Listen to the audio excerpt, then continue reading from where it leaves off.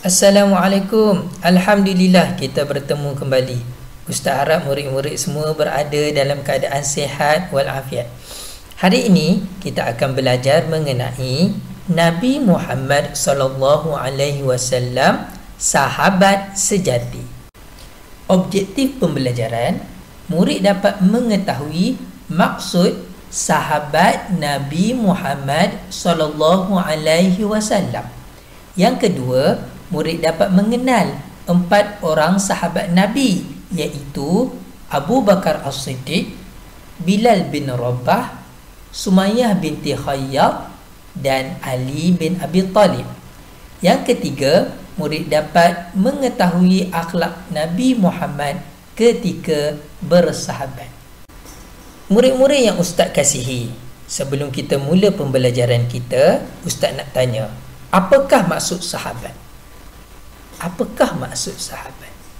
Sahabat tu adalah rakan, teman, kawan, kan?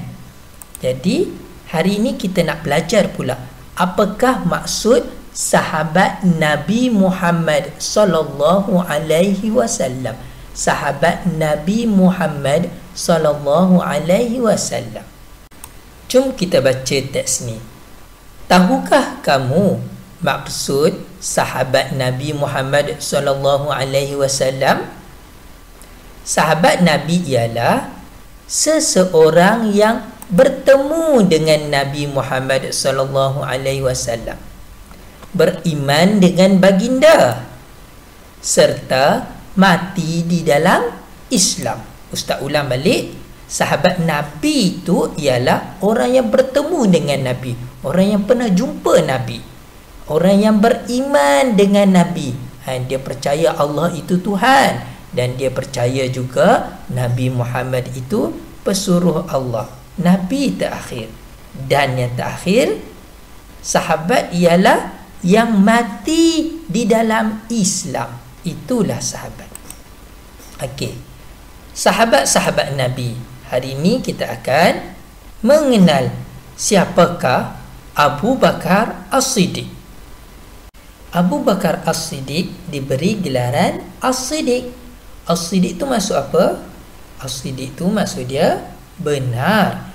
Abu Bakar diberi gelaran As-Siddiq kerana dia membenarkan segala yang Nabi ucapkan. Dia percaya apa yang Nabi cakap. Abu Bakar As-Siddiq adalah sahabat terawal memeluk Islam. Abu Bakar juga adalah peneman Nabi ketika berhijrah. Ketika Nabi berhijrah dari Mekah ke Madinah, Abu Bakar yang sentiasa bersama Nabi. Abu Bakar As-Siddiq adalah khalifah pertama selepas kewafatan Nabi Muhammad sallallahu alaihi wasallam. Apa maksud kewafatan?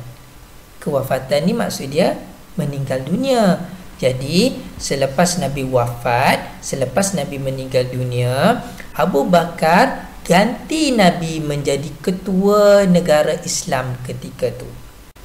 Yang terakhir, Abu Bakar As-Siddiq meninggal dunia pada tahun 13 Hijrah.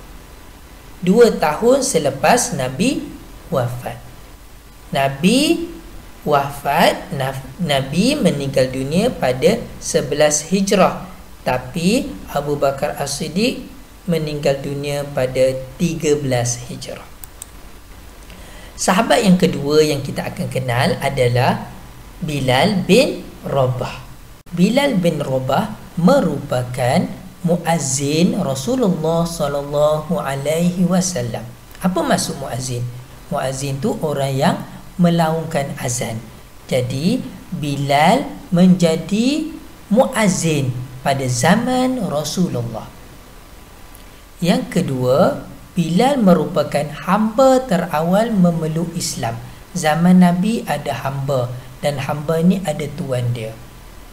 Jadi bila Bilal masuk Islam, tuan Bilal yang bernama Umayyah bin Khalaf ini marah.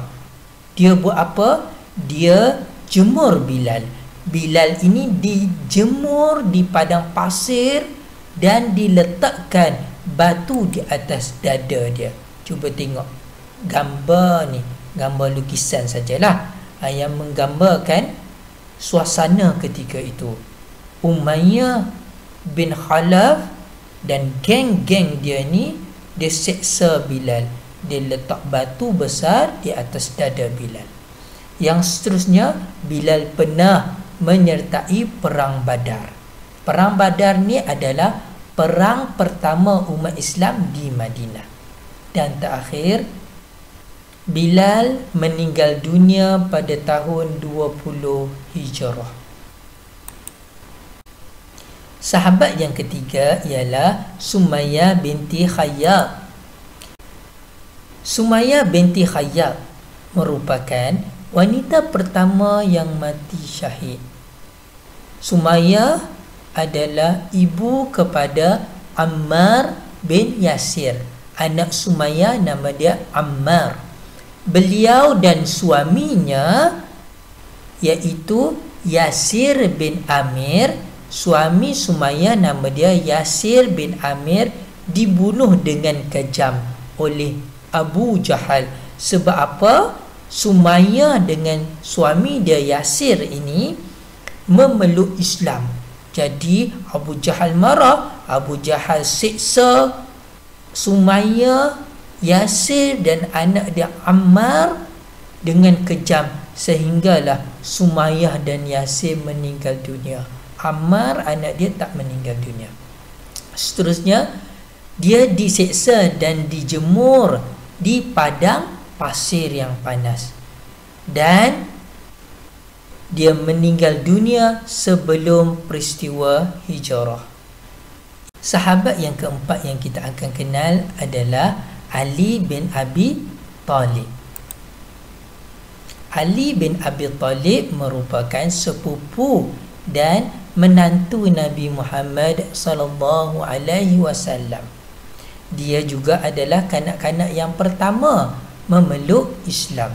Waktu Nabi umur 40 tahun dan Nabi dilantik menjadi Rasul, Ali bin Abi Talib ini masih lagi kanak-kanak.